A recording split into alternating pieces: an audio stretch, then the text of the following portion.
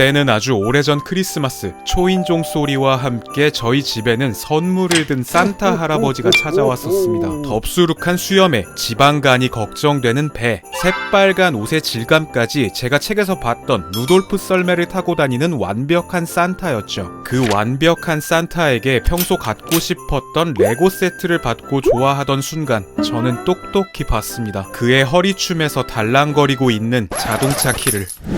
제가 염세적인 인간이 된 건 아마 그때부터였던 것 같습니다. 오늘의 교양만두는 여러분이 몰랐을 산타클로스에 대해서 파헤쳐보겠습니다. 여러분, 일단 산타클로스라는 인물이 진짜 있을까요? 정답은 있었다. 산타클로스의 본체는 4세기경 지금의 튀르키예 지역에 살고 있던 성 니콜라스 주교. 정말 성자와 같은 인품의 소유자였던 그는 어려운 사람들을 보면 그냥 지나치지를 못했답니다.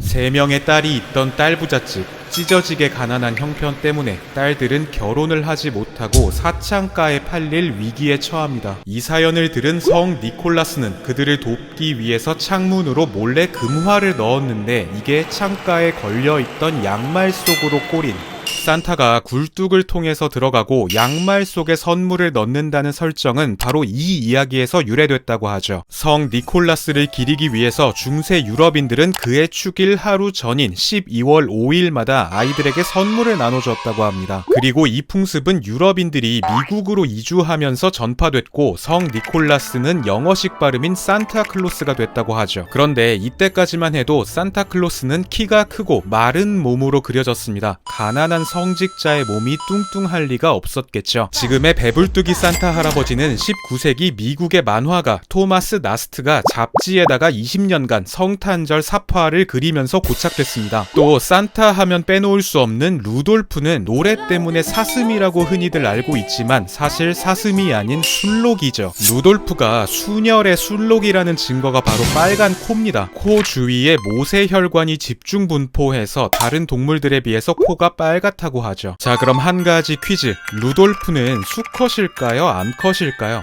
느낌상 딱 보면 수컷 같지만 수컷의 술록은 12월 초에 짝짓기를 위한 뿔갈이를 하면서 크리스마스를 머머리로 보내게 됩니다. 반면에 암컷은 겨우 내 뿔을 유지하기 때문에 루돌프는 암컷일 거라는 킹리적 가심이 가능하죠.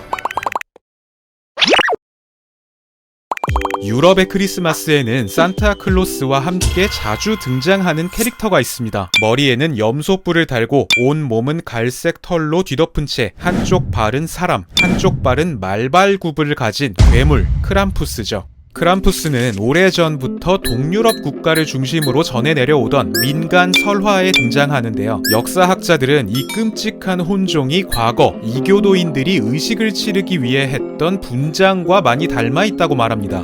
설화 속의 크람푸스는 생겨먹은 것만큼 행동도 끔찍 그 잡채입니다. 자작나무 가지를 들고 다니면서 나쁜 아이에게는 회초리질을 하고 어깨에 짊어진 자루에다가 아이들을 납치하거나 지옥으로 보내버린다고 하죠. 그런데 일각에서는 이 무서운 괴물을 산타의 검은 조수라고 부른다는데요. 크람푸스가 어느 날 산타와 맞짱을 떴는데 지는 바람에 산타의 빵셔틀이 됐다는 썰, 혹은 산타가 이미지 관리를 위해서 굳은 일만 크람푸스에게 시키고 있다라는 썰도 있죠. 이 산타와 크람푸스가 함께 다뤄지게 된 이유에 대해서 많은 전문가들은 이렇게 추측합니다. 우리나라에서 울거나 떼쓰는 아이를 달랠 때 이놈 망태 할아버지가 잡아가신다 라고 하듯이 유럽에서는 말 잘 듣는 아이는 산타의 선물을, 떼를 쓰거나 버릇없게 구는 아이는 크람푸스에게 벌을 받는다 라는 이야기를 만들었다는 거죠. 그러니까 유럽인들은 산타와 크람푸스를 통해서 아이들을 참교육시킨 거라고 볼 수 있습니다. 참고로 1932년 오스트리아에서는 실제 정부 주도로 사악한 괴물인 크람푸스 관련 축제나 의식을 금지했다가 1990년대가 되어서야 개같이 부활했다고 하죠.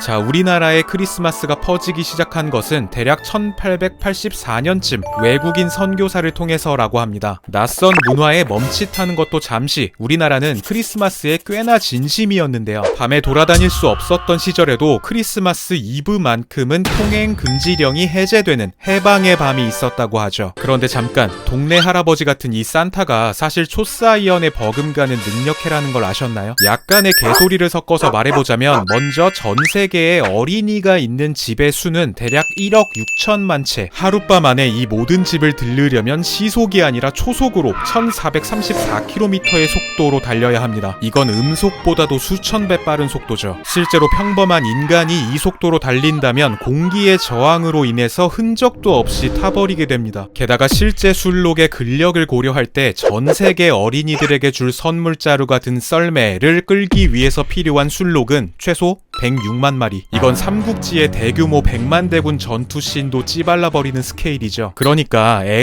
어린이 여러분, 산타 같은 건 세상에 자, 그래도 어른들은 아이들의 동심을 지켜주기 위해서 여러 방면으로 노력을 하고 있는데요. 1955년 북미항공 우주방위사령부는 전화 한 통을 받습니다. 이곳은 미국으로 오는 적국의 미사일을 감시하는 곳인데요. 놀랍게도 전화의 주인공은 어린 아이였죠. 아이는 지구 최강인 미국의 주요 군사시설에다 대고 이렇게 말합니다. 저 산타 좀 바꿔주세요.